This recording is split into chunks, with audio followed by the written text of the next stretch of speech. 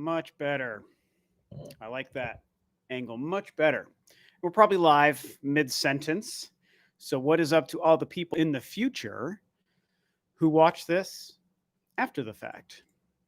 Right now I'm talking to nobody because I always just drop ship surprise live streams on people. So there's probably no one in here yet. So right now I'm literally talking to people in the future as I grab a link to share it to the world.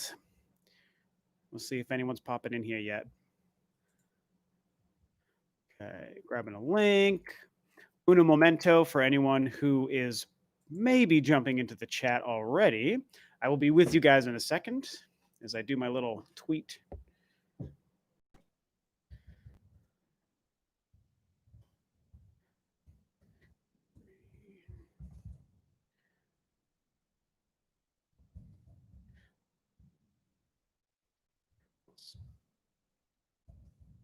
Come hang out.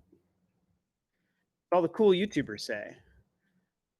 It's going to be, yes, that is that. I'm going to have to fix that camera. It looks a little bit too high or too low, I should say. Perfect. Perfect. Yes, there is people in the chat. Is this thing too high? I've been trying to change the angle of my camera a little bit here. Sorry, guys. Isn't this awesome content right here? Because it's like too... That's better. I could always make my seat lower. Anyway, I promise I see people already typing in the chat. I'll be right with you. I am not a professional streamer, as you know. I just like to do this stuff. Okay. Yeah, that's fine. I guess that's fine. Anyway, what's up, guys? I see a Ryan Steffen in the chat. What is up, Ryan? What is up, Tyler? What is up, Isaac Joraz? I think your name is. I've seen you in before. I've seen Ryan in here before, too. Mario Aras. Hi, Rob. Hello, Mario. Hello, Jose.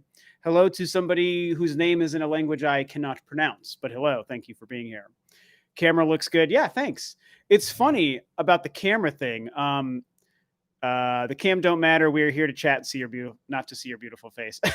Fair enough. I guess I could just go no camera then and talk with you guys.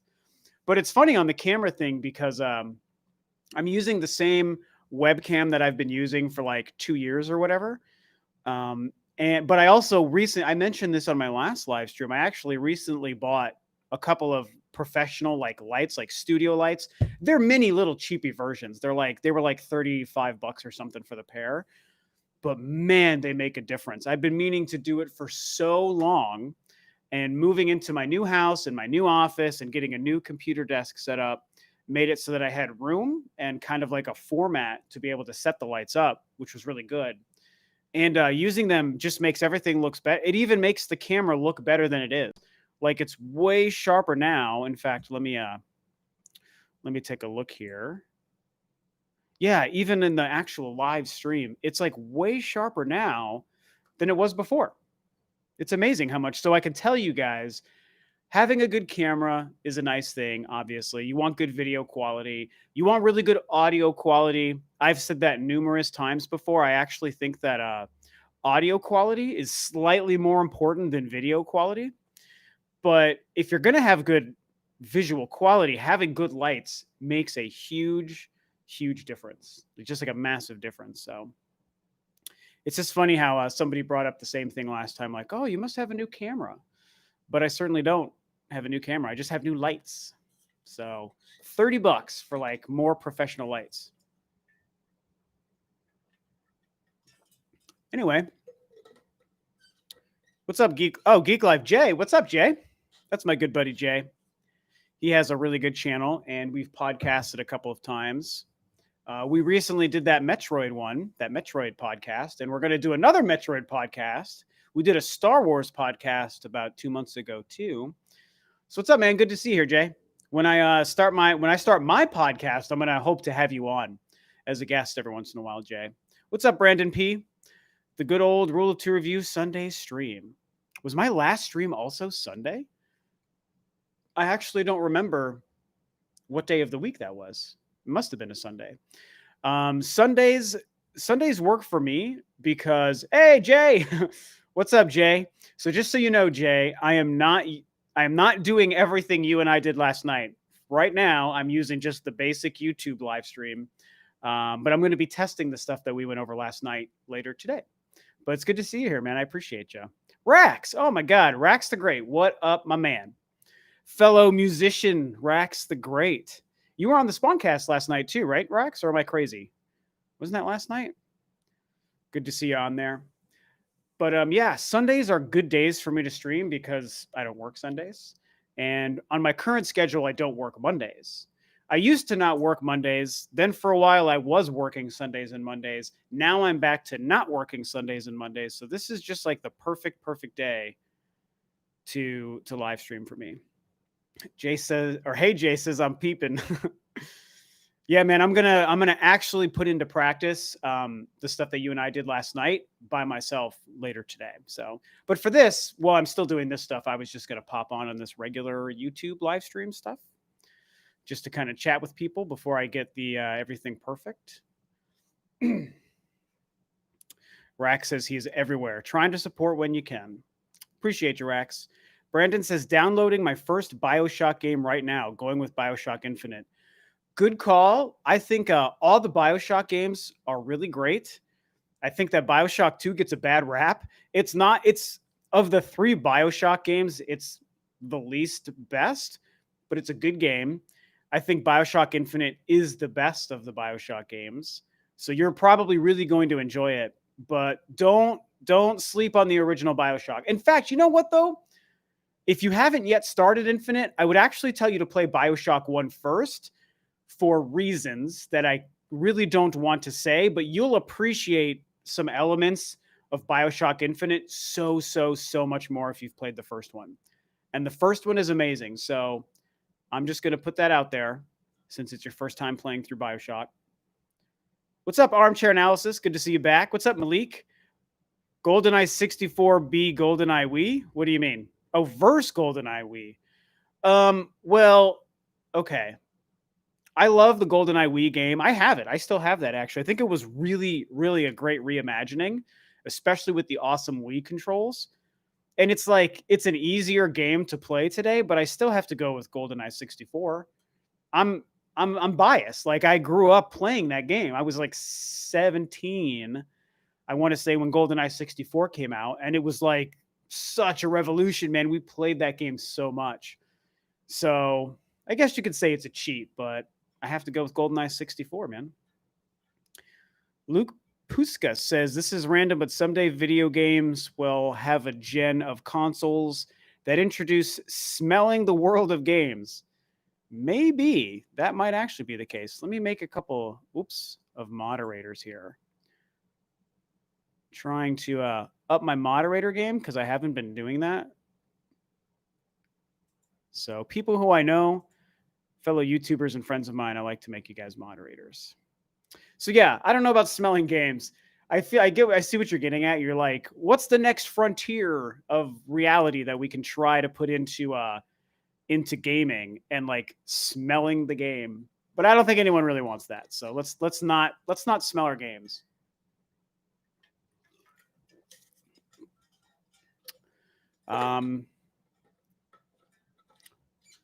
Fletter Mouseman says, so you would think after 7 years there would be a sequel to Pikmin 3, but instead we are getting a deluxe port of the game. Does this mean Pikmin 4 is far off? That is a good question. That's a very good question. I want to still believe that Pikmin 4 is part of a bigger plan Nintendo has. You know, it's not, hey, Pikmin. They confirmed that it wasn't Hey Pikmin a long time ago. I think people forget that. So I think that Pikmin 4 is absolutely a game that they want to make. Coming into 2020, I felt pretty good that Pikmin 4 was actually going to release this year. I actually thought it was going to release in the first half of the year. But obviously the worldwide situation changed that, quite a bit. And so now I want to believe, and it's just my own personal theory, that Pikmin 4 was probably moved to next year. I feel like Pikmin 4 is going to be a 2021 game. And Pikmin 3 is a game, they've probably been working on that for a while too. These rumors go way back. So Pikmin 3 is probably something that they're releasing now to tide people over and hopefully get people comfortable and ready for when they announce a Pikmin 4. Maybe they announce Pikmin 4 at the end of this year to release next year, or maybe they just announce it next year. But Pikmin 3 could be a great sort of placeholder game, which means in that theory, which again, this is only my theory, it's the exact thing that a lot of us want them to do with Metroid. It's the reason we keep saying, hey, Nintendo, release the Prime Trilogy on the Wii or on the Switch, because then you get people familiar with Metroid again, and you get people hyped for Metroid again, and you fill up some of the gap in time between now and whenever Prime 4 comes out.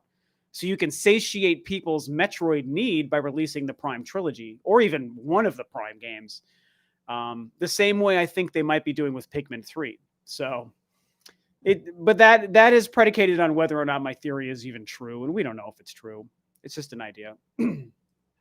Giancarlo Egypto says, love your content, Rob. Nice Sunday, everyone. Thanks, Giancarlo. Appreciate you. Glad you like the content. What does Rex say? Yeah, some of these games stink already as is. Yeah, yeah. Imagine playing a bad game, Rex, and then the worse the game is, the more the stench is bad. The worse the smell would actually be. That'd be so funny. Jose Garcia says, where can you listen to my podcast? Well, on the podcast thing, initially the plan is going to be to just make it a YouTube podcast. Nothing fancy, nothing crazy. It's a huge testing bed for me. And you guys probably saw Hey Jay in here a couple minutes ago. I don't know if Jay is still in the chat, but he was here a minute ago. Jason Lapine, who you guys probably know, he is my absolute savior right now, because him and I spent about an hour last night going over some stuff, and he helped me understand the process of streaming the way I want to do it, because I couldn't figure out Streamlabs, and it's been a whole mess. And Jay basically gave me a crash course last night. So with that going, I'm going to be able to do a reasonably professional kind of podcast. And I'm going to make it on YouTube. Oh my God, I got a super chat. Did I miss a super chat somewhere? Where is that? Oh, geez, there it is. Wow. Isaac, dude, $10. Thank you so much, Isaac. Nearly complete with the mission mode of the Metroid Risk. Oh, you're the person making the Metroid Risk game. That's why I knew I recognized talking to you. Already finished the standard game mode months ago. If all goes according to plan, you'll finish it today. That is awesome. I have been getting your tweet updates. I know you've tweeted me a few times about it. I think that's awesome. And yeah, guys, Isaac is making a Metroid game that's a Risk game, which is really cool if you think about the idea of like the different Metroid planets maybe you would go to and try to inhabit those spaces, like Zebes or SR 388, Talon 4, stuff like that. I think that could be really cool. So that's awesome that it's coming together, man. You might finish it today. Now you just need to find out what the process is to make it a real game. Can you sell it to like a Milton Bradley and sell it and just like make money off of it? Take it to Shark Tank, pitch it on Shark Tank. You should do that. Anyway, I'm jumping all over the place here, you guys. I feel like I can't keep a straight thought. I was answering someone's question about the podcast where you can listen. So yeah, basically it's just going to be a YouTube podcast. Now, depending on how that goes and depending on how much it picks up, which I hope it does pretty well once I get it going, it probably could make sense if there's demand for it down the road. This would be months or even a year down the road, depending on how long it takes to really pick up steam, that I might end up putting it like on iTunes or podcast services. That's a good idea to do, you know. Like I listened to the H3 podcast. They put it on iTunes. John Campia is a movie guy who puts his podcast on iTunes. I even know John at Spawnwave. He puts the Spawncast on iTunes and other podcast services and stuff. So maybe it makes sense for me to do that down the road, but I need to test out the podcast, you guys. The podcast is absolutely a test for me. It's something where I think it could be really good for the channel. I also like podcasting. My schedule makes it hard. Even during quarantine, the schedule makes it hard, but I love podcasting. I just love blabbing to other people about gaming stuff. And I was like, doing a podcast where it's two people kind of delivers on the rule of two part to my channel's name, because it doesn't make sense unless you just know it's a Star Wars thing. So I can be like, okay, the rule of two podcast is where it's just two people every single time. And it's me and one rotating guest. So that's the plan for the podcast. It's going to be myself and one rotating guest. Obviously, mostly going to be YouTubers, not entirely, but mostly. And I very much want to have, bigger YouTubers, and I also want to have smaller YouTubers. So I feel like, especially once it's been going for maybe a couple of months, and if it's picking up steam and it's actually getting traction and people are watching it, then I really want to start having some smaller creators on every couple of weeks, because it's a great way to shine the light on those people. You want it to be, for me, the way I envision it being really helpful for smaller creators is, once the podcast might be doing well enough that every single episode has a lot of people watching, that's where it's good to have smaller creators. Because too early on, it could be something where not enough people know about it, not enough people watch it. And having a bigger YouTuber on, yeah, I mean, that's going to get views just because people like that person. But if it's somebody who they don't recognize because it's a smaller creator, then maybe they won't watch, and then they won't be exposed to that person. And so that doesn't really, it becomes fun for me and that person to talk about games for an hour. But I also wanted to serve the purpose of like shining light on small creators that don't get much of an opportunity. So I mean, I'm still going to feature a couple of smaller creators in the beginning, but long term, I really wanted to pick up steam and make sure that other people can actually learn who these smaller people are. I think it'll be a lot of fun. So I've got a lot of people who are already lined up and will probably be a part of it. So it's going to be very cool. Anyway, that's podcast stuff. Tim says, show my cat. He's in the other room. I'm not going to go find the cat, but he's around. Yeah, okay. You said show your cat like 20 times. He's in the other room. I don't want to leave the room, so. So Malik said, instead of the Prime Trilogy, I think, let me full screen this. Oh, so much better. I think they should do the Prime collections so we can have Hunters and Federation Force with their online modes. Yeah, someone brought that up last time, I think, something like that. I like the idea of that. I mean, there could be something cool to having like an HD version of Prime Hunters and an HD version of Federation Force, which is way better than people want to give it credit for.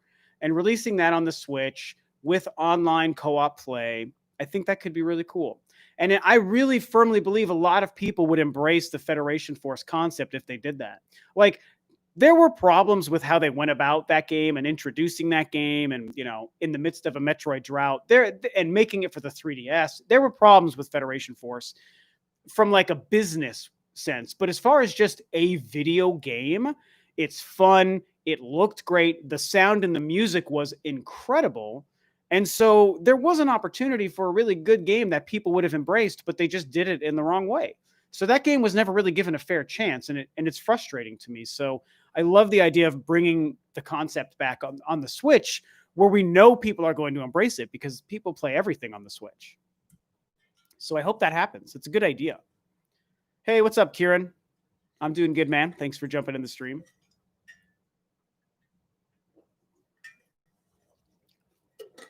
I love this thing for water, but like I have to hold this down every time I drink out of it. Floppy. It's got too much flop on my top. Andrew C says, what do you think we get first, Pikmin 4 or Prime 4? Oh, Pikmin 4. I mean, we don't know Pikmin 4 is a game, but in my head, I believe Pikmin 4 is a game. And I also think they've been making it longer because of what Miyamoto said in 2015.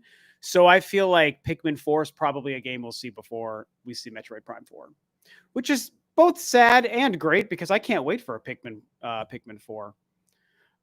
Scion Chakalaka says, I'm disappointed that they are just porting Pikmin 3 to Switch.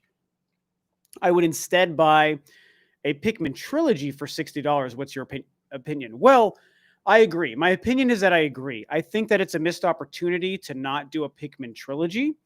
I even tweeted about that the day that they announced Pikmin 3 Deluxe, because it's like, well, back in the day, Nintendo released the Metroid Prime trilogy for the then standard $50, and you got a remake with additional, with additional controls and not really additional content, but just an amazing package of everything with remastered controls and some visual things. And they changed some difficulty options there too, and they sold that for the standard full price.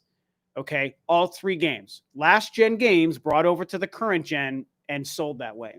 And so with Pikmin 3, there's an opportunity for them to do the same thing that they did with Metroid Prime Trilogy. Bring all 3 prior gen games over to the Switch in a package for $60. And, you know, there's the argument about the new content, the new missions and stuff that they're throwing into Pikmin 3. And I think that's great. You know, new difficulty modes doesn't justify a high price. The co-op thing barely justifies any actual monetary value. The new content, the new single player story content, that does justify a monetary value. That justifies a slightly higher price. So I'm with that. And as a massive, massive fan of Pikmin 3, I am very excited about that because I really think Pikmin 3 is a perfect video game, okay? It's a 10 out of 10 to me. I love Pikmin 3. It is that good to me. Well, maybe it's like a 9.5, but you guys know what I mean. But I don't think that the value of the new content for Pikmin 3, I don't think is greater than them instead packaging all 3 games together. You know, make Pikmin 1 and 2 HD, you know, fix some of the controls, make a new control scheme that's universal. Maybe you add those difficulty modes and the co-op stuff, and you could sell that for $60. And it's 3 games in 1. It's a great value. Instead, the Nintendo of right now in the Switch era, they're more concerned about selling 1 game for full price, and that's just what they're doing. It's not like, I'm not overly mad about it the way some people are mad, but I do think it's true that it's maybe not the best value. But we can't forget, this is what they've done with Captain Toad. It's what they did with New Super Mario Bros. U Deluxe. It's what they did with Donkey Kong and Hyrule Warriors. This is just what they've been doing with Wii U ports. So I didn't really ever see them doing anything differently than that. But I would have loved the Pikmin trilogy. I think that would have been the better choice. And I would for sure, like, I'm on the fence about Pikmin 3 Deluxe, but I would not be on the fence about a Pikmin trilogy. I would be buying a Pikmin trilogy hands down, you know? Jono, what's up, man? Good to see you, buddy. Isaac says, oh, he's responding to somebody else. Hey, what's up, Mr. Pete? What's up, Green Man? That's how we lost Paper Mario because of Switch players. Well, I don't know how that works, because Paper Mario, the way I saw it, was people were already jumping ship from Paper Mario because of Color Splash. So, and again, I'm not a Paper Mario fan, really, so I wasn't like living all of those prior releases, but what I saw was Color Splash was so divisive. People were just like, I'm out. No more Paper Mario for me. Nintendo doesn't know what they're doing.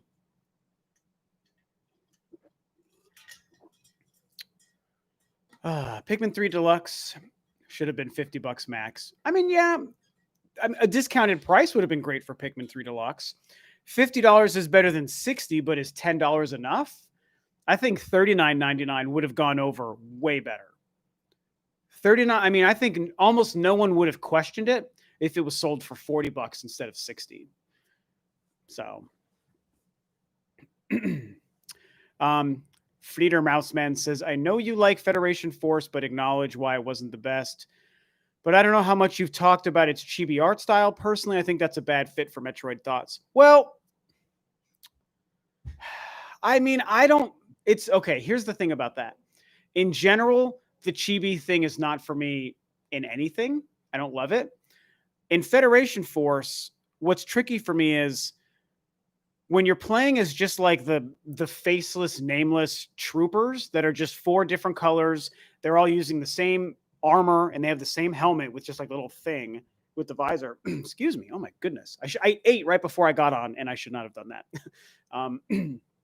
But I feel like for those characters, the chibi thing didn't really bother me, and they actually looked fine. They didn't really look chibi per se, but then you see, spoiler alert, you see Samus at the end, and it is kind of like a chibi version of Samus, and it's like, well, that's kind of dumb. But I don't really think that game, It's like it's called a Metroid game, so we know it's Metroid. It has chibi art, so yes, it's Metroid chibi, but it's not really because 99.9% of that game is things that aren't recognizable as Metroid. So, and because there's no faces, it's just people in helmets and armor. I don't really think that the chibi art style is super hurting it. Now, if they made a game with the chibi Samus, and chibi space pirates and chibi Metroid Primes and stuff, it's like that would be maybe not the best for sure. In Federation Force specifically, I kind of think it worked. But that's just me. I mean, I don't want chibi Samus, but the chibi Federation guys, I think they were fine. They were whatever to me. I understand your question, though. I know what you're getting at, and it makes a lot of sense. Okay, I am never going to scarf down a bowl of cereal before I live stream again. Too much milk, which coats your throat, so I feel like I have to keep clearing my throat, and I just ate, so I've got food sitting like right here in my stomach, in my chest. Don't ever do that. Take my advice, you guys. Don't eat cereal and then start a live stream. But I needed some kind of food before I got online. Armchair Analysis says he's a smaller YouTuber, but not under 1,000 small. Who are you talking about? Who are you talking about? Jake says, do I think they'll port Xenoblade Chronicles X? Yeah, I think there's a good chance we might see that happen. I don't really know why they would not do that. They know there's a market for it. Nintendo clearly still loves porting Wii U games to the Switch. So, yeah, I feel like there's a good chance that happens. I really do.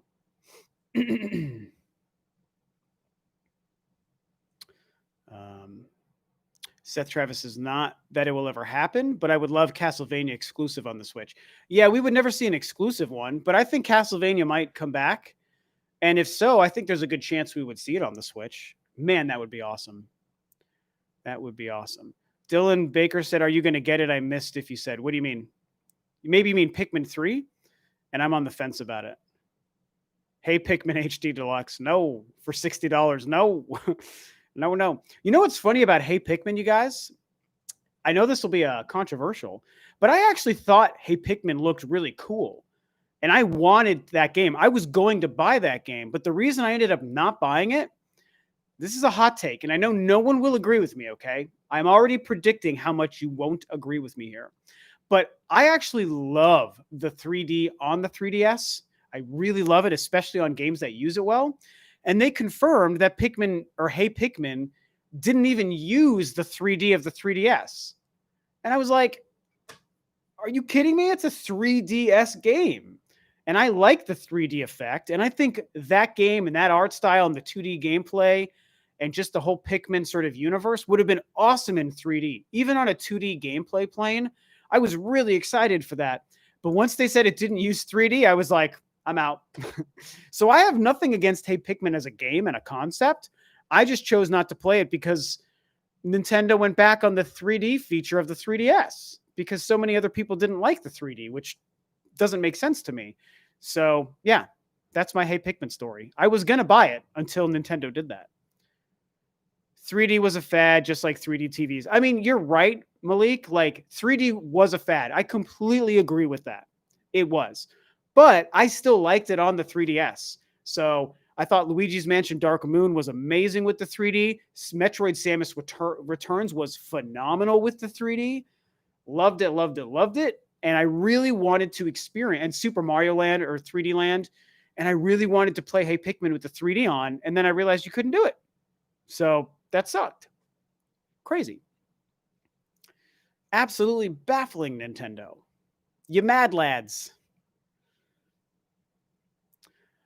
Let me see. I'm missing some questions. Green Man says, I don't know if you said before, but I know why you love the prequel trilogy and original trilogy, not the Disney trilogy. But which individual Star Wars movie is your favorite? Oh, well, but I know you love. Okay, I thought you were asking a different question. My answer is the same as a lot of people's, and it's The Empire Strikes Back. It's my favorite, and it is a common answer. So it's like, oh, everybody says Empire, but it's like it really is it just is the best movie. I think it's the best story. I think it's an amazing sequel to the amazing original film, and it's also such an integral part to Luke's journey. Everything he learns, everything he has to combat, both within himself and his learning of the Force, and what he has to combat with Darth Vader and the knowledge of who Darth Vader is and how that conflicts with what Obi-Wan told him. It's just the best movie. It's just the best. It's the best. I can't help it. I'll tell you my top 3. It's The Empire Strikes Back. Far and away The Empire Strikes Back. Number 2 for me is Revenge of the Sith, because that movie is also just incredible. And number 3, it's a hot take, but it's Return of the Jedi. And everyone craps on Return of the Jedi, and they're wrong to do so. Return of the Jedi is amazing. I like the Ewoks.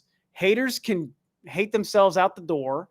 I love that movie. It's, in fact, my favorite scene in all of Star Wars is the climax with Luke, Vader, and the Emperor in Return of the Jedi. That is the living soul of the story that George was trying to tell with his 6 movies. Just completely hinges on that scene on the second Death Star in Return of the Jedi. So Return of the Jedi is also a masterpiece. Some people think it's bad, and I think those people are also bad. You know, bad. I'm just having fun, but you know what I mean. So love it, love it. Let me scroll down. I'm missing some questions. I'm going to get to some more current ones. Sorry, guys. I know I'm missing a lot of stuff. Jake Robbins says The Last Jedi greater than The Rise of Skywalker. I agree. I have some major issues with The Last Jedi, but overall, I do think it is a good movie. I think it's way better than the internet says, and it puts Rise of Skywalker to shame. I'm sorry. I don't like Rise of Skywalker. It's the only Star Wars movie I like nothing about. So Green Man says, totally agree. Wow, that's my exact top 3. Nice, Wizard Ninja. You have good taste. Yeah, Empire, Sith, Jedi. Those are them. My favorite scene is when Luke takes off his father's helmet. Yes, Green Man. That's amazing. You could argue that's part of the whole scene. I think when I think of my favorite scene in Star Wars, it's the entire throne room scene from the moment Darth Vader walks Luke in there up to the Emperor, through the whole battle, the whole conversation, Darth Vader killing the Emperor. My favorite moment is I am a Jedi like my father before me, okay? So that just gives me chills. All the way up to Luke carrying, now he's Anakin. He's a good man again, so he becomes Anakin and taking his helmet off. That's all of it. It's just beautiful. Beautiful, beautiful, beautiful. Excuse me, guys. Again, don't eat cereal and then live stream. Hot take 2 of review. Thanks, Dylan. It is a hot take. The ending party in Return of the Jedi is funny too. Yeah. People all yell about the music in the special edition. They want the old yub-dub. I love the new music. People are crazy. I just want to complain about everything. Special editions, blah, blah, blah. Who cares? They're all great. What's the pod's name? So you mean my podcast, Jake? So I have been going back and forth on the name. What really is tricky for me is I have an amazing name for a podcast, a gaming podcast that is so good, you guys, but I'm not going to say it because I'm not going to use it for this podcast because it doesn't feel like the right name for this podcast. But I don't want to put the name out there because I don't want anyone to use it. It's good enough that inevitably somebody is probably going to come up with the same name. But until they do, I want to hold out hope that it's my own idea in my own head. So I'm not going to tell you what that is. So I'm not going with that name. So far, I'm really just leaning towards the Robcast. I just think it's too perfect. It rolls off the tongue. It's a cool play on word of the idea of a podcast. So it would be like the Rule of Two Review the Rule of Two Review Robcast. That wouldn't be the full name, though. Somebody was tweeting that at me. It's like, I want to call it, it's going to be the Robcast, but it's still the Rule of Two Review Robcast, you know? So it's like both at the same time. I haven't completely committed to that, but almost for sure that's what it's going to be. So I am soliciting names, though, and ideas. So if you guys have any ideas, man, you can throw some ideas out there, and maybe I'll be like, hey, I'm with your new Robcast. Yeah, Dylan seems to like that. Handles on the GameCube make it the best. I mean, the GameCube is amazing. Not because of the handle, though. Luke is what everyone aspires to be, but if we're honest with ourselves, we probably more like Anakin between ages 17 to 23. Yeah, that's the thing. Anakin, what George did with Anakin was so much more true to life than people want to give it credit for. And I mean, that's the way it used to be. Nowadays, people have come around and they realize it's a great story and a great character. And people like the prequel trilogy movies. Finally, like this was the life I was living ever since those movies came out. Nowadays, people have realized, oh, those movies are actually pretty good. And Anakin was pretty great. But for a time, people weren't giving Anakin a chance to really understand what the character was supposed to be and what George was trying to say. So like his whiny, confrontational, and selfish moments in specifically Attack of the Clones really said a lot about his character. And just like you're saying here, speaks a lot more to how a lot of us would be at that age when we're just confused, weird teenagers and we don't know anything about anything, you know, and he's been kept away from that part of life his whole life. And suddenly he's like, oh, I have feelings I have to deal with and I don't know how to deal with them and I'm really bad at it, you know, and the Force is guiding me to be selfish about it. So it's just a crazy. And so, yeah, I think Anakin is a little bit more like a lot of us than people want to say. I still think Luke represents a part of us as well. Luke was meant to be the every kid, you know, just a kid who has big aspirations to do something, but his life is probably never going to take him that way. You know, whether you're a boy or a girl or whatever, like you feel that way as a young person, but then he gets whisked away on a big, crazy journey, you know, to change the entire galaxy. So there's elements of all of us in both Luke and Anakin, which is why Star Wars is great. And those two characters are amazing. And the Disney trilogy, it's flashy and pretty, sure, but there's no depth. There's no soul, with the exception of The Last Jedi. There's no other depth or soul, and there's no really relatable characters. Rey started off that way, but they kind of forgot how to keep that going for that character, and that really kind of was a huge missed opportunity. And I like Rey. Don't get me wrong. I like Rey. I thought Daisy Ridley was amazing, but I think it just her character arc didn't remain consistent for me, unfortunately, and that's where it fell apart. So stay great. Frosty Pew Pew. Dylan, thank you, dude, so much. Man, really, I appreciate the donation. Thank you. Thank you. Said you're trying to talk about games. And for the second stream in a row, you guys get me talking Star Wars, which I love to do, but I do know, I think most people don't come here to hear me talk about Star Wars. Have I seen Star Wars Rebels and would I recommend it? I've seen the first 3 seasons, and yes, I would recommend it. So my fiance just texted me a name for the podcast because she can clearly hear me yelling from the other room. She said I should call it Rule of Two Electric Robaloo, the podcast, the movie. That's amazing. Electric Robaloo, the podcast, the movie. I love that. That's the new name, guys. My fiance, she has spoken. She has decided. That's the name. Want to hear a joke? Rose's character arc. It's true. And I like Rose. I love Kelly Marie Tran. I think Rose, there was annoying parts about her character in the movie, but I still think she was fine, you know?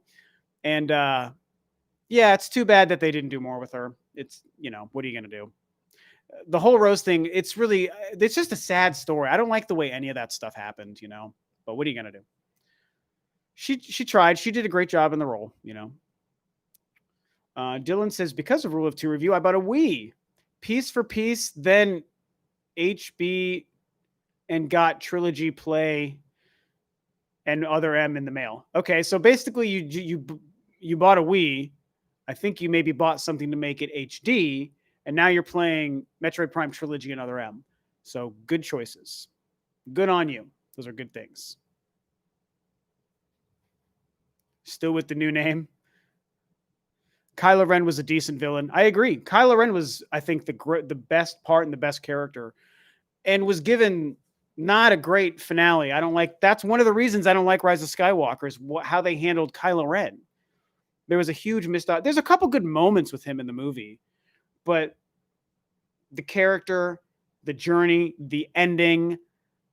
He was the closest thing to keeping the story connected to the Skywalkers we had, because he was a Skywalker. And they did nothing with that, nothing meaningful with that. They were more concerned about him being a solo than they were about him being a Skywalker. And so that just, to me, is part of why those movies, individually, they're fine, but they don't feel like sequels. I don't like to call them sequels because, like, they just don't feel like sequels. I can buy them being part of the universe. Like, sure, they're canon stories. That's fine. But I don't think the Skywalker story from episodes 1 through 6 were continued in these movies. Just plopping Han Solo in a movie and then plopping Luke in another movie doesn't, doesn't make them the same story and the same journeys that those characters were on from beforehand. And then when you go even to the prequel films before that, there's almost nothing going on there. They didn't even have Anakin or Darth Vader in the movie. They only said Vader's name a couple times. Anyway, I don't want to go off on that. I'm trying to talk about Pikmin. I came here to talk about Pikmin, and next-gen video game consoles, and I'm just complaining about how The Rise of Skywalker was a bad movie. I don't want to do that.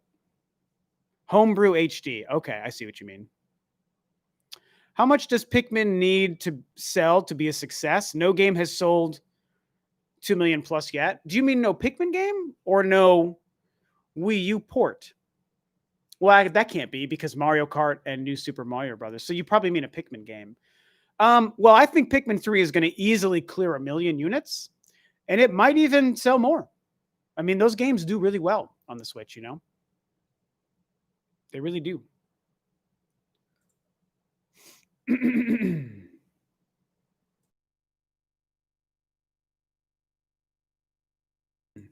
Excuse me, guys. Again, the cereal. No cereal, no milk before a live stream. Please go off about Star Wars. Yeah, I kind of already did. Nintendo will offer a version of Game Pass in the future? ? I would be up for it even if it were $20 a month. It's not a bad idea. Obviously, Game Pass is great. But I don't know if Nintendo, I don't know if the Switch yet has a library that could really justify it. So one of the biggest advantages of Game Pass is that there's almost every single third-party multi-platform game that comes out in the industry comes to the Xbox. And not every game is on Game Pass, but a huge chunk of those games is on Game Pass. But the Switch, even though it's got some pretty good third-party support, and it does get some great multi-platform games, I don't know if it gets enough to really warrant it. I think the number one thing that they could sell people on a Game Pass for the Switch would be indie games, not third-party games. And honestly, Nintendo makes way too much money on their first-party games, and they sell too much, and they get 100% of the profits from those games, that I just don't see why it would be financially smart for them, solely because of their first-party IP more than anything. With Microsoft and Sony, it's different, but with Nintendo, I don't know. That's just how I see it. Excuse me, Isaac with another donation. Dude, thank you so much. He said, here's some more to help calm ya from the Star Wars stuff. Can you give a Pikmin layman myself a quick summary? Yeah, about what Pikmin is. Pikmin is like a strategy puzzle game, but in kind of a platforming sense. Well, I shouldn't say that because you can't jump. But you're playing a little alien, and I mean a little alien like this big, really, like walking around outside in like someone's backyard, and you control these little ant-like critters called Pikmin. Each Pikmin is a different color, and each different color can do a different thing, and you collect them by defeating enemies and solving puzzles and moving things out of the way, and you defeat bosses, and you're trying to collect items and fruit to bring back to your little ship to send back to your home planet. And it's important how small you are, because you literally are walking around and like you'll come across like a shoe, like a tennis shoe that's the size of a house, or like a little box, or a cell phone that's as big as a car, because you're so small. And so they're really creative and inventive with the environments you're in, because you can run across everyday average items like this, or like a mouse or whatever, and it's huge to you, and you have to use these little Pikmin, and you throw them around, because by throwing a Pikmin at something, it starts to interact with the thing you throw it at, and you just start to pull apart the whole world around you, and you amass these Pikmin, and the Pikmin can die by getting eaten by other creatures, and it's really sad when it happens. It'll break your heart. It's crazy how effective it is. And it's just a pleasant, fun game. The environment, the graphics, the music, it's all amazing. So that's the layman version, I guess I would say, of Pikmin. And I love it. Love it, love it, love it.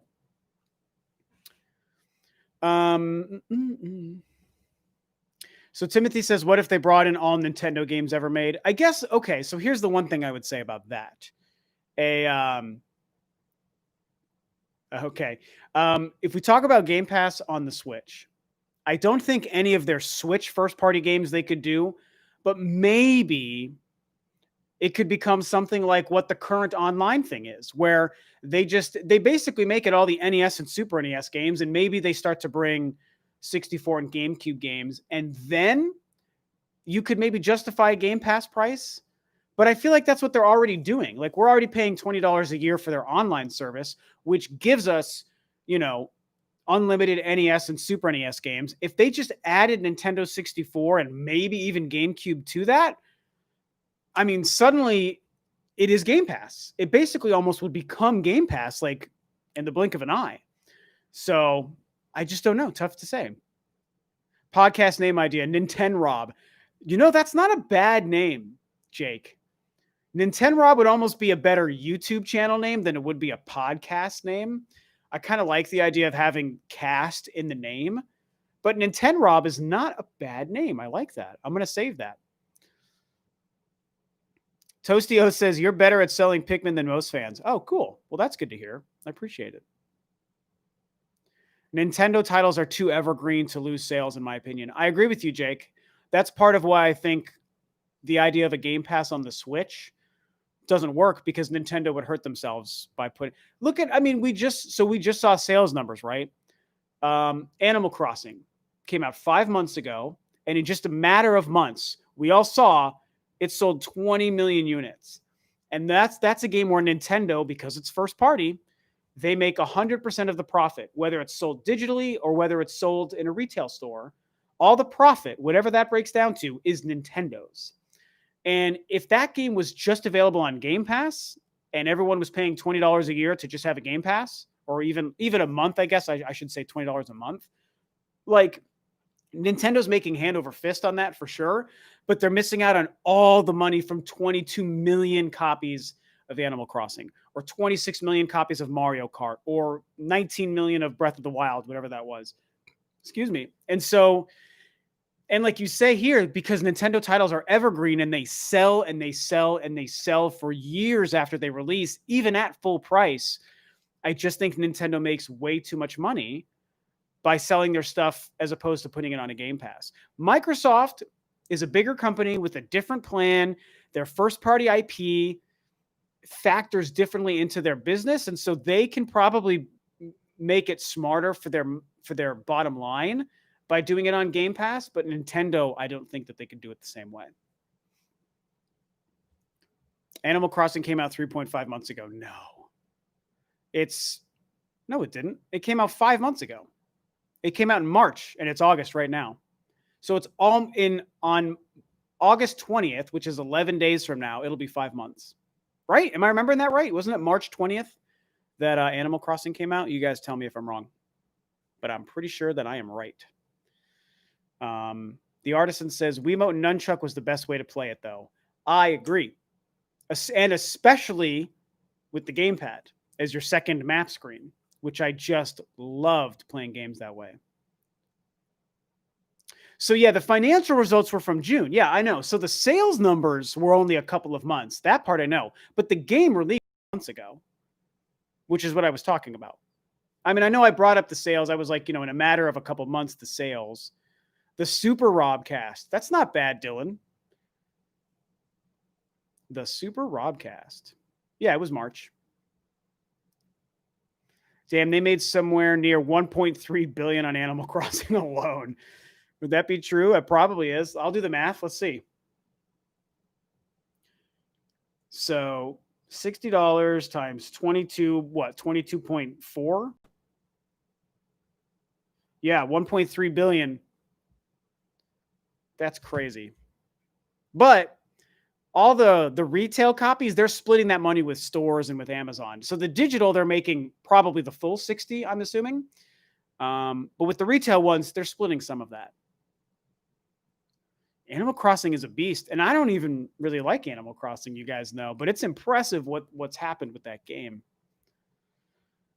I finally think my body has worked through the cereal that I literally scarfed right before I got online. Yeah, because like when you eat and it kind of still sits pretty high in your stomach, and you're like, kind of doing that a lot, and milk coats your throat, so you have to clear your throat. It's just a mess. I can't believe I did that. I didn't think that was going to happen. I learned a big lesson. A Ben Solo game would be appreciated. Yeah, that'd be fine. I want the Darth Maul game for the Wii U that apparently existed and was canceled. That's what I want. What makes Zelda Breath of the Wild so good? That's a loaded question. It's just an amazing open world. The most straightforward answer I have to that is the open world. Wizard Ninja says, with all the money in Nintendo's bank, why won't they take a chance on reviving older series? Yeah, it's a good question. I don't know. They could afford to make a 2D Metroid game, which I think they already are making. But if they're not, they could afford to do it. They could afford a Pikmin 4. They could afford an F-Zero. They could afford a Star Fox. And those games will get sales. They will make some money from those games. And they're making so much money in 2020, especially. So I don't really know. Is there footage of that Darth Maul game? No, I've never seen that.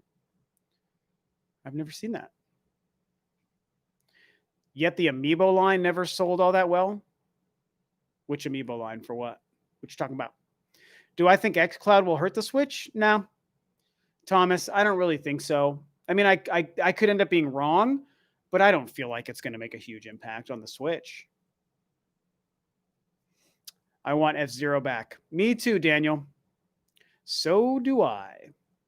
Kieran says, do you like the Game Boy Advance, and what are your favorite games from the GBA? I love the Game Boy Advance. I still have a regular Advance, and I have 2 Game Boy Advance SPs in my garage somewhere in a box.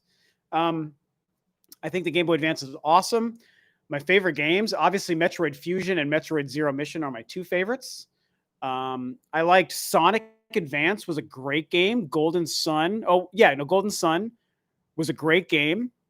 There was a version of Rayman on it that I really liked. What else did I play on my Game Boy Advance? I had so many games, I can't even remember. And I'm just going to look up Game Boy Advance games and just see like what kind of games first just pop up as a reminder. What the heck else did I play, man? I played so many games.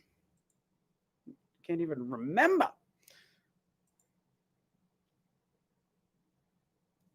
Oh, the original Grand Theft Auto. I didn't really. Oh, yeah, Lego Star Wars. I played that in the Game Boy Advance. I played quite a few of the Star Wars games. There was like a Jedi Power Battles, I think it was called. That was really good. Pirates of the Caribbean. I had that actually. That was really good. Oh, what was that Dragon Ball game? The Legacy of Goku, I think. That was great. I had that. I really enjoyed that game. What else? I don't know. Yeah, a lot, I guess. Yeah, Revenge of the Sith is on Game Boy Advance. Yeah, I had that. That was great. And that Jedi Power Battles was really cool, too. You hated Lego Star Wars on the Game Boy? On the Game Boy Advance? I thought it was okay. It's better on console. Oh, wait a minute. Maybe Lego Star Wars I played on the DS, actually. I can't remember. I thought it was Game Boy. Maybe it was DS. Smashing soundtrack as DK games always do. Yeah, Donkey Kong games. It's good music. F-Zero GX on Switch would be the best. I agree, Dylan. I agree, man. God. Bring back F-Zero. Even just a port of that game with online functionality. That would be awesome. Isaiah asks, what's better between GameCube or Nintendo Switch? Well, if you ask which console is better, it's the GameCube by a mile. It's not even close. Love the GameCube. Switch is great. GameCube is better. Did I play Banjo-Kazooie Grunty's Revenge. No. I played Banjo-Kazooie and Banjo-Tooie. What is Grunty's Revenge again? Was that a Game Boy game, maybe? Sounds familiar. Oh, it is. Yeah. Grunty's Revenge on Game Boy. I never played that. I'm looking at screenshots now. Yeah, it's like a top-down game, kind of like Legacy of Goku was. That's kind of cool. Was it any good? I'm curious if that was a good game. Legacy of Goku 2 soundtrack is one of my absolute favorites. I don't think I played the sequel. I did play, they made it's the only Mana game I played. Did they make a sequel to Secret of Mana?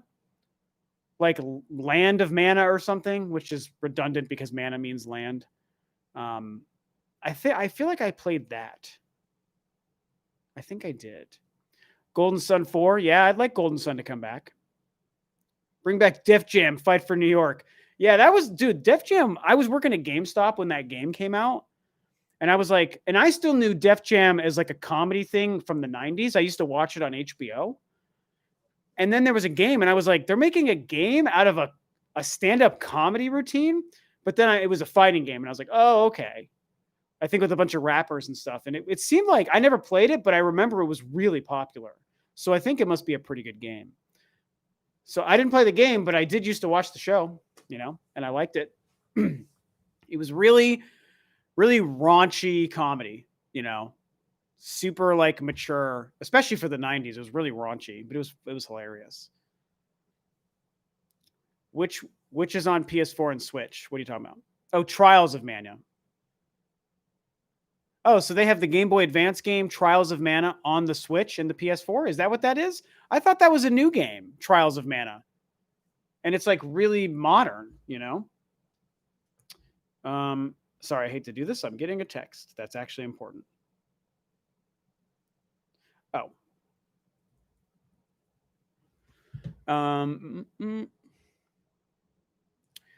This is what I thought as a kid too. What are you talking about? I'm glad you agree that the GameCube is better than the Switch because the only game I like on the Switch is Super Smash Bros. Ultimate. Well, okay. I think there's a lot of really good games on the Switch. So if the only one you like is Smash, that's fine. Everyone's entitled to their own opinion. And Smash is awesome. Yeah, I like the GameCube better for a variety of reasons, but I still think there's a lot of good games on the Switch. The Switch is a great machine. It's very successful for a reason. It's a good concept. It has a strong library. So I'm happy with it, but I'm nostalgic. I think the GameCube is just awesome. The Artisan says Nintendo is still sitting on Breath of the Wild 2, Metroid Prime 4, Shin Megami Tensei 5, plus Nocturne? Is that 2 games or 1 game? Bravely Default 2. Oh, is Nocturne the remake of 3? I think that's what that is. I don't play these games. Bravely Default 2, Bayonetta 3, No More Heroes 3, Pokemon Snap, potential 3D Mario remasters, the list goes on. That's true. And I also think Pikmin 4 is one of them. So there is a lot of stuff. And we don't know about the Mario thing. God, the Mario remasters, you guys. The Mario remasters. What do we do with those, man? What do we do with those, you guys? Do we believe them? Do we not believe them? Are they coming this year? Are they coming next year? Is it 1 game? Is it 4 games? None of us know. The rumor's been around forever. 2020, forever. And I believe them. I want to believe in them. But we're running out of time. So I'll go back to the theory video I made last week about August, this month, being possibly our last chance to hear from Nintendo about games that would release in 2020. Is it possible Nintendo holds a Nintendo Direct in September or October or November? Yes. They do. I theorize that most of the games in that Direct would be 2021 games. But if they give us a Nintendo Direct this month, that's not a mini partner presentation dumb thing. They give us a Nintendo Direct this month, I would say that if we're going to get the Mario remasters, if we're going to get a Pikmin 4, if we're going to get Bayonetta 3, No More Heroes this year before 2020 is over, I think only in an August Direct would we hear that stuff. And like I said, that includes the Mario remasters. So, and at this point, Pikmin 3 is coming in October. So we got just over 2 months. That game comes out. And it doesn't seem like there's any game lined up for September. Now you could argue, and I think my buddy Andre's Restart said this in his last video, if I remember right, that there's a good chance that if the Mario remasters are real, maybe those would come out in September and Pikmin would come out in October. And I kind of think that there isn't going to be a September Switch game. However, I think that only with those Mario remasters could you get away with a very short reveal to release window where they could say, oh, it's October 20 or August 25th. Here's a Nintendo Direct. Mario remasters are coming and they're coming out, September 15th. And you just have like 3 weeks difference. Because they're remasters of old games, they might be able to get away with that. But I kind of still feel like it's got to be August. And I kind of feel like we're not going to see a September game. Those are just my feelings right now, But Dylan Baker says, you're why I get recommendations for Andres. Good channel. Yeah, I love Andres' channel. Yep. I've been on his podcast twice now. And in fact, he does a podcast later tonight. So make sure you guys watch it. He's a really good guy. I really love his channel, his video style. I mean, I think it's similar to mine, which I'm not trying to say anything. I think that's totally fine. But that just means his videos and his discussions are the exact kind of content I like. I love the way he talks about and breaks stuff down, and it's why I try to do it myself. So I feel like most people who would like one of our channels would like the other one. So if you guys haven't watched him yet, you should go check out his channel. He's still growing. Kieran says, I think this will be Nintendo's weakest holiday lineup to date. Oh, definitely. Do I have a favorite quote from Star Wars? I absolutely do. It's, I am a Jedi like my father before me. Yep. That, to me, sums up everything from the 6-movie Skywalker saga. I am a Jedi like my father before me. Amazing. He's a Metroid magnet too. I love it. Yeah. Did anyone pick up Mortal Kombat 11 on Switch? As a matter of fact, Artisan, I did. I have Mortal Kombat 11 on Switch. And I play it. I go back to it probably every month, a little bit. And it's really, really great. I love it. Great game. My copy of Mario Sunshine is hideous. Oh, it's the PAL version and player's choice, so it is silver. That's too bad. Poor Mario Sunshine. That game got such a bad rap, and I think it's way better than people think it is. I like Mario Sunshine.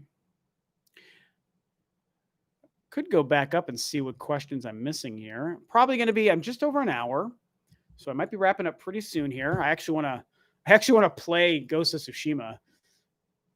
So, the Mythical One says, what 2 franchises would you want to join universes for a new game that is developed with the full monetary and developed resources of a top-tier title? Wow. Really good question. Hard to answer on the spot. What 2 franchises could go together with a high budget? Well, you could do something like it's not Nintendo. It would be really interesting to see Halo and Gears of War combine universes. I think there could be something really cool there. And you talk about it using a top-tier budget. A game like that would have a top-tier budget. Are you kidding me? It'd have the biggest budget ever. But I would like to see those universes collide. Like 15 or 20 years, I was probably like 15 years ago, there was a rumor, and you can still find these articles on IGN, I think. There was a rumor that there was a Star Fox and Metroid crossover, and that could be interesting. Mind of Christ Ministries says Star Fox and F-Zero. That could be really cool. Which was, there was that rumor. Doom and Gears of War, that's a good one. I like Doom and Gears of War. Yo, what's up, Story Yuha? Damn, I missed the stream. Yeah, I'll go for another couple minutes here. I'm not quite cutting out. I've got around 100 viewers here, so I do kind of want to keep it going a little bit.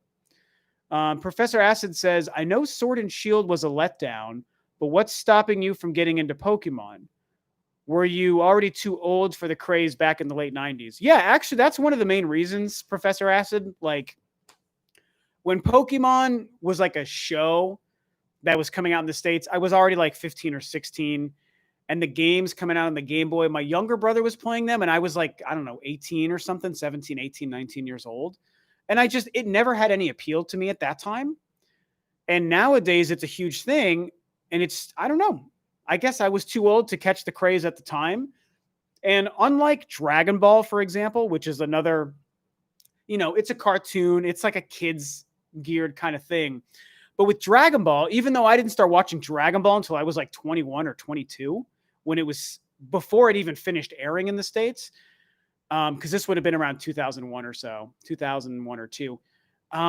Even though I was in my early 20s when I started Dragon Ball, what's great about Dragon Ball Z to me is that it really transcends a child's story and a child's brain. There's a lot of that goofy kid related stuff, but there's a ton of depth, and the character arcs and the themes are very adult and they're fascinating. And so to me, it blows my mind. Pokemon, and I'm not trying to make fun of it. I'm really not. I promise. This is not an insult, you guys. But Pokemon is very surface level for kids. There's not a lot of depth to it. There just isn't. That's not a bad thing. It's just a difference between these two things that I'm comparing. And so as an older person, Dragon Ball was able to grab me, but Pokemon was not, because I didn't see any of that depth or any adult themes in Pokemon that is present in something like Dragon Ball Z. So that's kind of where that comes from. So, and then when I played Pokemon Shield, I was like, well, not only it doesn't have any adult themes, the gameplay is also not very fun. So I didn't even find the gameplay, the world, the battles, the characters, any of it really very interesting. It's a little too simple to me. So favorite Dragon Ball Z villain, Wizard Ninja, is not even close to a question. It is Perfect Cell. He is the best. Followed closely by Frieza. But dude, Cell, man. And actually, we're going through Super. We have a couple of episodes to go to finish Super. Really, really liked Goku Black. Goku Black, my fiance and I were talking about it the other day, talking about how the Tournament of Power stuff is like really fun and interesting, but it's not anywhere near as great as the heights that Dragon Ball Z reached. But we started reliving the earlier parts of Dragon Ball Super, and really and she said this, Goku Black, that whole arc is the closest to feeling like a Dragon Ball Z arc of anything in Super. So I really like Perfect Cell, I really like Frieza, and I really like Goku Black. So what are your predictions for the last Smash characters? Well, I'm going to stick to the prediction I've had for a really long time, which is Travis Touchdown. And it's definitely a wishful thinking, because I just want that character so much, but I think he makes sense. I can't imagine that Nintendo and Suda's relationship, it's like so strong, and we're getting No More Heroes 3. Why would they not also put Travis in Smash? People have wanted it, and it makes sense. So it's impossible for me to think that any of the remaining 5 fighters, one of them doesn't turn into Travis Touchdown. It just makes way too much sense. People talk about Doom Guy. He doesn't really make sense to me the way a lot of people think he does. So, and I love the Doom franchise, but I could care less about Doom Guy. So not for me. Waluigi, yes. I think Waluigi is going to happen, you guys. They would be crazy not to do it. God, I had an epiphany about one the other day ago. What the heck was it? I'd love to see a Mortal Kombat character. I think that'd be amazing to get Mortal Kombat represented. Oh man, I had a really good one the other day. I think I saw someone tweeting out characters, and it made me think of something. People talk about Sora from Kingdom Hearts. I could see Sora happening. Damn it, what was that other one? So Fletter Mouse Man, I have no idea how to say that name, says, if Travis comes to Smash, I will check out the games. Interesting. So there you go, Nintendo and Suda and every other company. If you put your character in Smash, people might play your games. And so here's a good example of somebody. It sounds like you haven't played No More Heroes, but if the main character from that franchise shows up in Smash Brothers, you'd be willing to give it a shot. That's a pretty big deal. So, I mean, you should play it because they're amazing. Oh, Disney blocked Sora. Is that true, Thomas? I didn't know if that was true. Geno for Smash. Maybe. People have been asking for Geno for a while. I guess it's possible. I never played that game. Batman. Oh my God. Could you imagine Batman? You know what's funny? And here's my second controversial hot take for the stream. I am totally cool with Goku coming to Smash Brothers. Totally fine with it. I don't care that he was a cartoon first. So are the Pokemon characters. Okay. I don't care. Let's do it. Bring Goku to Smash. I know all you guys are going to yell at me. And people are like, no, don't do Goku in Smash. Blah. But I want it, man. I think it'd be great. I think it'd be freaking awesome to bring in Goku. So come at me, hater. Oh, Rayman. That was the one. Thank you, Reset. Rayman. Cedric asks me, when's the next time I'm going to be on Spawncast? I don't know. I mean, I've talked about this before. Like, you know, sometimes John has reached out to me in the past to be like, hey, you should come on the podcast for whatever reason. And I could reach out and be like, hey, do you mind if I come on? Like, I could do that. And I know John, I know he would let me on. He's basically like, oh, you got a free pass whenever you want. But I don't want to bug people. I don't want to bug him or anyone and be like, hey, let me on. It'll happen eventually. You know, next time him and I have some reason to chat, which it's been many months since we have had to, maybe it'll come up. Or if, I'll tell you what, here's what'll happen. If Metroid news comes out at any one time, official Metroid news, I will all but guarantee you John's going to want me on the podcast. That happened one of the last times I came on. So I love the Spawncast. I love doing it. It's a lot of people now. When I first was on the Spawncast, I've done it probably like 20 times. I've actually been on many times. And the first handful of times I did it, it was really small. In fact, this will blow your guys' mind. The first 2 times I was on, Philip Mewson was still on the podcast. Let that sink in, okay? The first time I came on, it was me and John and Evan and Philip and maybe one other person, but maybe not. I actually can't remember if there was a fifth person on that podcast. And then I came on a couple of weeks after that and, you know, on. So this was before he got the job at IGN and we know what happened there. So that's how far back I go. But the point I'm trying to make is at that time, very few people were usually on and it was a constantly rotating guests. And then a couple years ago, it turned into a thing with just a bunch of people and they're all great. I know all those people. I know they're and it's just awesome, but it's just a much bigger cast. So I think he's also a little bit more careful with when he has people come on to the podcast, just because it's already like a pretty full house. Anyway, so I know I keep going on these weird tangents. These last 2 live streams, you guys are pulling me all over the place. Anyway, I know I'll be back on the Spawncast. It's a ton of fun. The last one I did was the Nintendo Direct Predictions podcast in January. OJ was there, Toastios, at which one? On the first one? I don't think OJ was on the first Spawncast I did. I've known OJ for a long time. I feel like he would be the one person I wouldn't forget because I know OJ so well. From way before Spawnwave was even a YouTube channel, I know OJ. So, hi, Rob. I like you. Hi, Corvin. I appreciate that. I mean, maybe I'm wrong. Maybe you're right, Toastios, but I feel like the first time I was on, OJ wasn't on it. But anyway, am I a fan of Back to the Future? Of course. One of the greatest films ever made is Back to the Future. Absolutely loved it. Dragon says, I'm not surprised because I've been watching the Spawncast from the beginning, Rule of 2. Oh, meaning what? So wait, so did you probably see me when I was on there? Guessing I'm late. Also, where's Leia gone? Oh, I'm unsubscribing. I'll show you Leia. There's Leia. I was really confused for a second, clocked it when you said that. Because you said, where's Leia? And I looked in my thing and I didn't see it. And I was like, holy crap, where is she? I was like, oh yeah, she's just right there. My webcam is different than my normal camera, so my fisheye lens isn't in effect here. And now I messed up this thing. Is that better? Got me moving all my camera stuff around. There we go. Works out perfect because you got some of my nerdy stuff over here, and then you've got Leia back here, right there. Anyway, what's up, Clocked It? Good to see you, buddy. Clocked It, I'm going to have you on my podcast too, buddy. I hope you're ready. It's going to happen. I'm bringing you on. I'm bringing you in, reeling you in.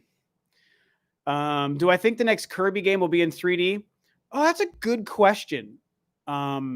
With Kirby, I would like to see it happen, but Kirby also seems to work really well in 2D.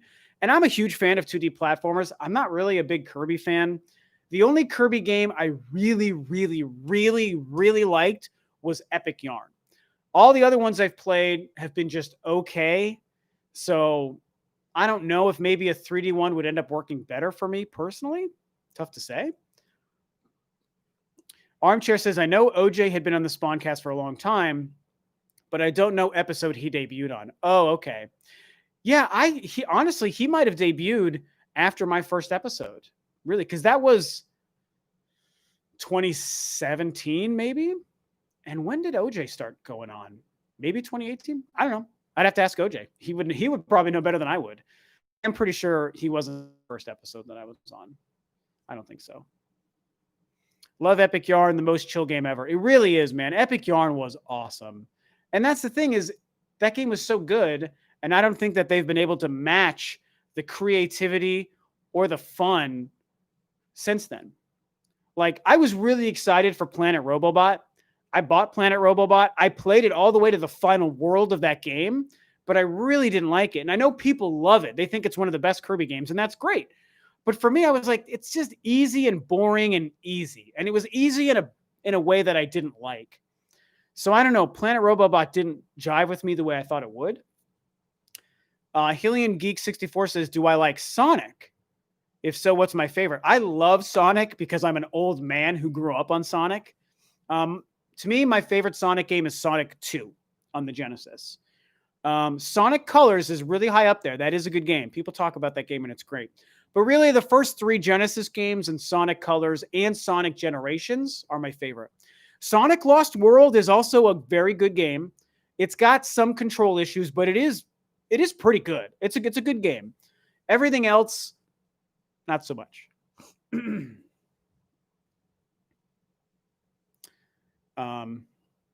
Yo, Patrick, I loved Amazing Mirror. I don't know what that comment's about. I'm out of... Oh, Patrick says, ever play Amazing Mirror? It's a Kirby Metroidvania. No, I don't even think I've heard of it. Or if I have heard of it, I've forgotten it. If it came out on Game Boy Advance, I would have been working at GameStop at the time. And I probably would have known about it then. But I don't know about it now. Let me adjust myself a little bit more. There we go. Sonic Mania. Yeah, thank you. I love Sonic Mania too. Thank you for the reminder. I forgot to boot that one. Did I try Escape from Savage Planet? I don't know what that is. Is that a Kirby game? Got things to do. Catch you later, Rob. Later, Isaac. Good luck with your Risk game. A new Mario Strikers. Yeah, Malik. That came up in my last live stream too. Mario Strikers.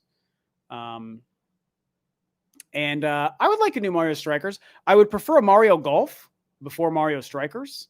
And I would prefer a Mario Hockey before then. But Strikers is good.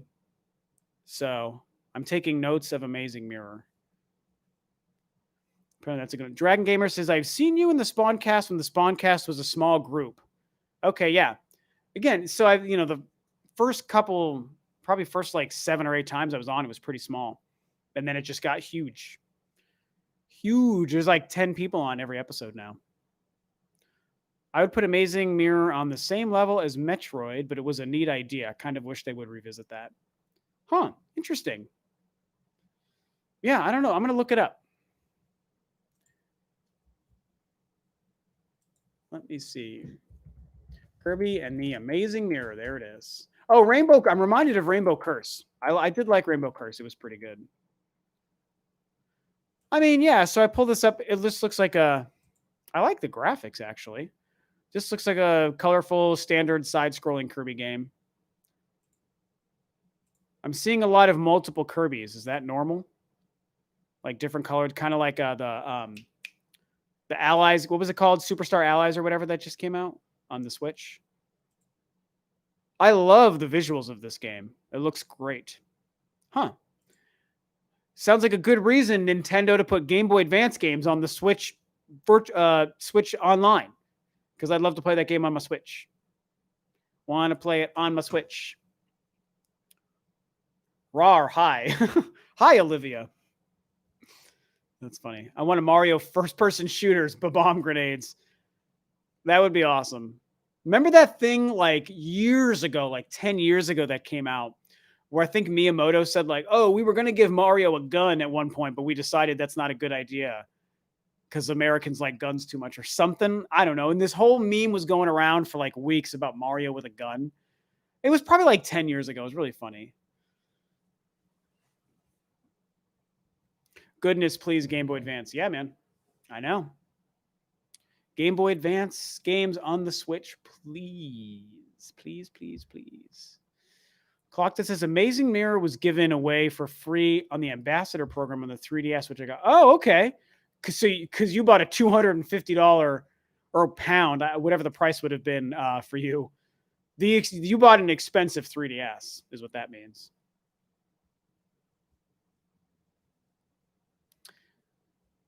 Journey to Savage Planet is like a very lighthearted Metroid Prime. Oh, is that the one that also looks like I'm gonna look that one up too. I think that's the one that looks like No Man's Sky, right? That came out like last year. I could spell. Yeah. Oh my gosh, excuse me. 3 o'clock and I'm yawning.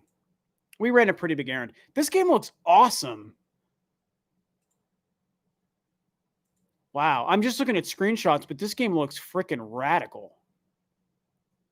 And it does look like Metroid Prime meets No Man's Sky. There's a shot of him using like an electric beam thing from his hand or her hand, like Samus does in Metroid Prime 3, where she's all like, yeah, pulling the shields off the space pirates. Loved that. I want that to come back in Prime 4 with the Joy-Cons so badly. You know, you're holding the Joy-Cons, you're doing the thing, you just toss, pull it back. Use those wrist straps, man, because Joy-Cons more than a Wii remote, that is going to fly out of your hand. Man, that'll fly right out of your hand, those tiny little things. You imagine people throwing Joy-Cons like they're, what are the Ninja Stars called? What am I trying to call those things? What the crap are those things called? Anyway, those things. Why the heck can't I remember? What is a Ninja Star called? I know someone's going to tell me in the chat, and I want to remember before I read it. Starts with an H, doesn't it? Ah, Shuriken. You guys beat me to it. I knew there was an H in the word. Something flying the ship. What am I missing there? If we got a Game Boy Advance games on Switch, then caught a shiny Pokemon, would we even be able to transfer it? I don't know how to answer that question, unfortunately.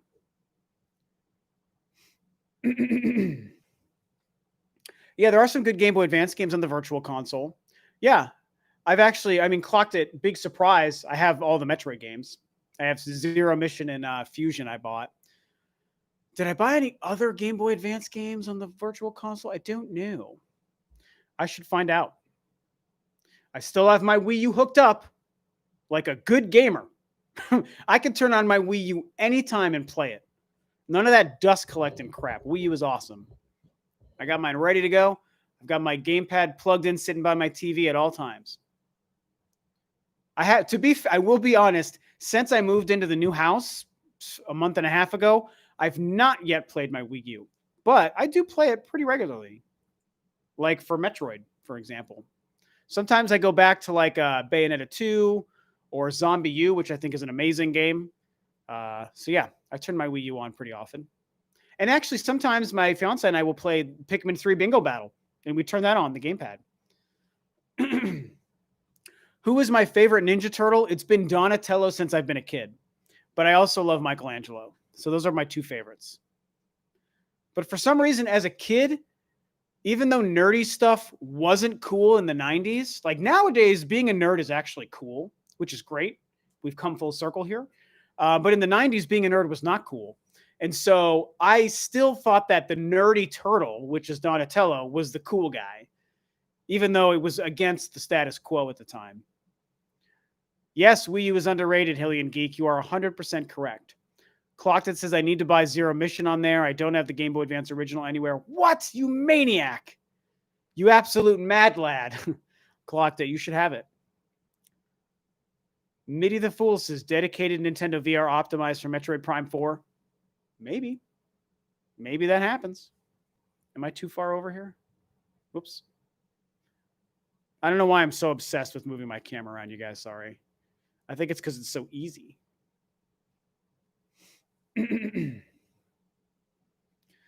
Sonic Adventure 1 and 2 remake. Yeah, but why not Sonic Adventure 3?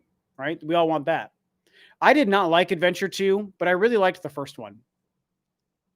At the time, it doesn't age well. Sonic Adventure 2, I don't know. I know people love it. It didn't really jive with me. But dude, Sonic Adventure. So my younger brother bought a Dreamcast when it launched, $99.99, and we had Soul Calibur, and we had we had Soul Calibur and we had Sonic Adventure. And when I saw Sonic Adventure for the first time, and there's that part where you take the train and you go to like that canyon forest area, and you step out of the train and you got these huge cliff faces and like waterfalls in the distance, and that really pretty music is playing. It was so next level. It blew my mind, you guys. I was like, this is the best looking video game ever. I was like, we'll never see better graphics than this. The music was so crystal clear and had chanting and singing and so positive, and it was so atmospheric to the area. I was like, I would have been 19. I would have just turned 19 when that game came out. And I was like, this is awesome, man. Sonic Adventure is incredible. Sonic is talking. This is crazy. You know, it was really cool. Really cool. Oh, man. When do I think Yokai Watch will be localized? I have no idea. That is not a franchise I follow. So, unfortunately, I don't have an answer to that. Yo, what if Prime 4 is delayed for DDS 2.0 or that new NVIDIA graphics thing? Nah. Nope. Even if, you know, maybe that thing, I think it was DDSL. Isn't that what it was called? I don't know. Or DDSL. I don't think that they're going to delay it just for that. I just don't think that that's going to happen. It might use it, but it's not going to change the release for Metroid Prime 4. Nintendo ain't going to mess around with that, man. They're going to have to get that game out. Lunatune says, what's an old school opinion you have towards games that the current generation may not understand or agree with? Well, to me, I'll tell you what, I know exactly my answer to that. I think gaming was better before the internet. I think the introduction of the internet has absolutely made some parts of gaming better, but I'm kind of sick of services. I'm sick of people swearing and being lame and voice chats. I think before YouTube, and I take advantage of YouTube. I have a platform because of YouTube. But I think the gaming community and the gaming conversation and how news got to us was better and more pure and interesting and organic before the internet, before smartphones, before Xbox Live and PSN and Nintendo Switch Online, before YouTube. Like, I get the advantage. Like, I love the fact that YouTube is here for us to watch and engage. And I love the fact that I've got a smartphone and I've got Twitter, and I can get any update, and I can get Nintendo Directs, and I know everything happening up to the second. It's great. We all live that same way. We all do it, and it is great. However, I absolutely think the purity of gaming was much more intact before any of this nonsense. Even before I could live stream to you this way and talk to strangers I don't know about video games and Metroid, which I love doing, I would personally sacrifice all of it to go back to the way it was in the 90s. It was all conversation. It was all rumor. It was all talking to your buddies at school, or just in general, and just theorizing and hearing rumors in such a different way than it happens now. And it's good now.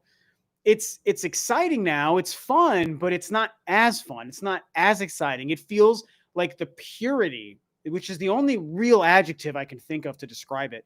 The purity is not present. It's messy. It's loud. It's ugly. It's toxic. That's what it is. But it's not pure. It's all those other things, but it's not pure. So, I mean, I still enjoy it. So I'm not trying to say it's bad nowadays, but I absolutely just think it was better back in the day. So pre-internet gaming is king. I mean that. Joe Munger says we know way too much. That is so true. We know way too much. A lot of you guys saying preach that you agree. That is awesome. I did not expect that. Wow. Seth Travis, 100%. Joe says preach. Dylan says preach.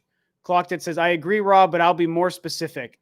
Gaming was better before the original Xbox brought online to consoles. Okay. Online gaming before then on PC and Dreamcast was pure fun with no stress. It's an interesting assessment. I see where you're coming from, and I would even probably say it might even be true, but I don't know if I can see it in the way that, like, I just don't like the idea of blaming Microsoft, because I don't think Microsoft had any bad intentions, nor do I think that they could have predicted what it's become. Because that was 2002 or 3 that happened. And it was Mech Warrior on the Xbox. So I want to say 2002 or 2003. And there was no YouTube. There was no Facebook. There was no Twitter. There was no MySpace. There was no social media. There was no smartphones. Like that, what it's become now, no one could have predicted. And so Microsoft was just trying to make consoles do what you talk about. And I know Dreamcast did it first, but like they were trying to get consoles more up to par with what PCs could do at the time. And so I think their motives were fairly, genuine. Let's make money, yes, but also let's try to make a better online experience. And they were pioneering something along with Sega and the Dreamcast. So I guess you're right that really Microsoft's integration of Xbox Live was the stepping stone to get us to where we are now. Yes, but I don't think they were trying to create this crappy thing that we deal with nowadays. So it's like, you're right about the Xbox, but I don't want to make it a blame thing. I don't feel good blaming them at that time for it, if that makes sense. So I don't know. Really good, really, really good points to make, though. It just kind of makes you think about it. So you're saying it was better before social media as a big driver. Yep. And YouTube technically falls under social media. So even though I love YouTube, I use YouTube, I can talk to you guys because of YouTube. I get personal use, and I watch YouTube. So I get an insane personal use out of YouTube, both directions, as a viewer and as a content creator. But I still think it was better even before YouTube. It just was. I liked it more when it was harder to find video content about video games, because it was so much more rare and so much more exciting to find video stuff about people talking about video games. Nowadays, it's so common, it's not special anymore. And like, there's goods to that, of course. But I just, I'm a boomer. Let's just say what we're all thinking. I'm a boomer, and I don't even care. I'm proud of it. The 90s were better for gaming. Fact. That is my boomer take for the day. Hashtag boomer take. I don't even care. I'm proud. Only in this one space of gaming am I proud to have a boomer take, okay? I'm cool with it. 90s gaming for life. The end. Xbox voice chat was a feature that really made people lash out. Yeah, but even that took a while to catch on. So like for me, I'll tell you my personal experience. Wow, Rule 2. I take Rule 2. Oh my God. So for me, the first time I got online voice chat with any game ever was Gears of War on the Xbox 360. My roommate had a 360. Gears of War came out. blew our minds. I was so into it. And that was when, he had a headset and he let me make my own profile. This is 2006, guys. God, 14 years ago. And when I started playing on, we beat the campaign together, and then it's like, let's try it online. And so Boomercast. Yeah, I like Boomercast. When I tried going online with Gears of War for the first time by myself, my roommate was at work. I put on that headset. I was like, okay, let's play an online video game. And I'm going to try this headset and I'm going to talk to people. And for the first couple of months, I did that so much because I was blown away what it was like to play a video game with people online and to talk to them. Those two things were very new to me in the mid 2000s. I was playing online and I could talk to people with my voice. And at that time, this was several years into Xbox Live's existence. I was like, everyone was nice. Basically, like, all we did was talk about the game. We were strategizing. And it was like, hey, nice to meet you. Like, oh my God, you ready for the next match, dude? Like, that's all it was. It was no shit talking. It was no racial slurs. It was no, people's mom in the background doing dishes and yelling to get off the video game. It was just me and like other dudes. I never ran into a girl at that time. Nowadays I do, but back then I didn't. It was always me and other dudes, and we were just shooting the shit about Gears of War and talking about the game. Oh my God, go to the left. There's a guy up there at the turret. We're going to do this. Oh my God, blah, blah, blah. Like, that's the only comment. There was no smack talk, and it was a blast. But nowadays, it's been 14 years, and everyone and their mother from ages 5 to 70 are playing video games. And now we're so used to sharing our opinions online and on social media. People like trolling. People are just assholes. Let's be real. Some people are just assholes. And these are now the people getting online with their headsets and talking to you. And so now voice chat is a complete dumpster fire. But at the time when it was brand new, it was, I'll go back to this word, it was more pure. And people were so new to the idea, and we were all so excited to be talking to each other, playing video games that, and I know that there probably were crappy people out there. A lot of you guys might have stories about running into people who are swearing and using racial slurs at that time. And so I'm sure that they were out there, but I'm just saying my personal experience was exclusively positive and I loved it. But nowadays it's exclusively negative, because as time went on, people got used to it. Gaming got bigger. More people play. More people go online. And so now all the bad apples have come out of the woodworks and they've ruined the experience. So anyway, I'm just kind of on a soapbox here. I don't mean to be, but that's, I'm old enough to have experienced. I was mid-20s when that happened, and now I'm 40, and I've experienced it as an adult throughout its entire inception in the modern gaming space. And that's how I've seen it change over the years, if that makes sense. Now I'm missing a whole bunch of stuff. Game head low life. I don't know what that means. Boomers and Zoomers unite. SNES best console ever released, says Olivia. It's definitely a top 3. I'm with you there. It is a top 3 all time. Clocked it. The 90s were better for gaming. Fact. 100% scientific fact. Quote. Put it on a shirt. It's my campaign slogan. That's, yeah, 100% scientific fact. I love that you agree with me, Clocked it. That's so funny. How about Rob's hot take cast? It almost could be. If I get going, if I get fired up about something, I'm a little bit dangerous because I will just go and I will steamroll.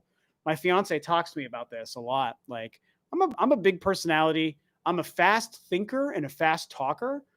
And so I can usually, like, I don't know, I'll just go. And if something comes up in my brain and I believe it, like I do with the 90s gaming, it's just point. I'll just like, I just do that.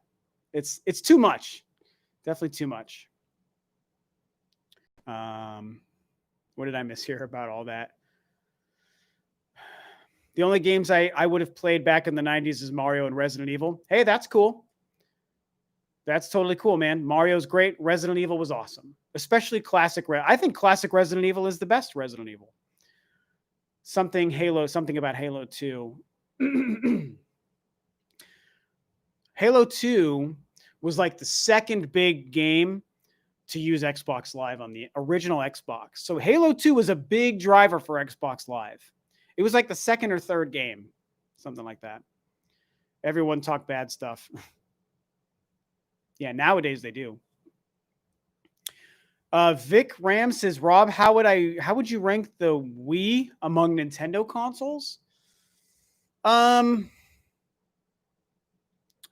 mean, here's the thing. I like them all, but the Wii would probably be fairly low on my list.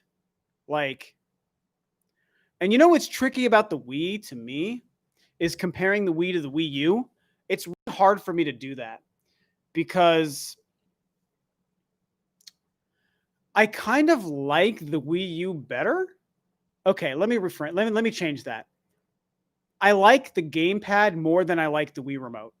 And I know that is another hot take. Add that for like my 10th hot take in this live stream. I like how the gamepad enhances games. I like that way more than how the Wii remote enhances games. I like them both, but head to head, if I had to pick, I'm going to pick the gamepad. And so really great gamepad experiences like Zombie U, like Deus Ex, like The Wonderful 101, like Xenoblade Chronicles, and whatever else. I'd probably have to start going through my Pikmin 3. Like those kinds of game experiences to me are so good, and they're better than games that use the Wii remote really well, in my opinion.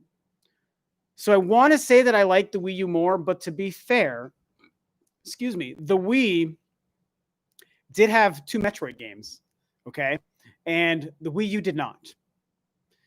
And also the Wii had Twilight Princess and Skyward Sword.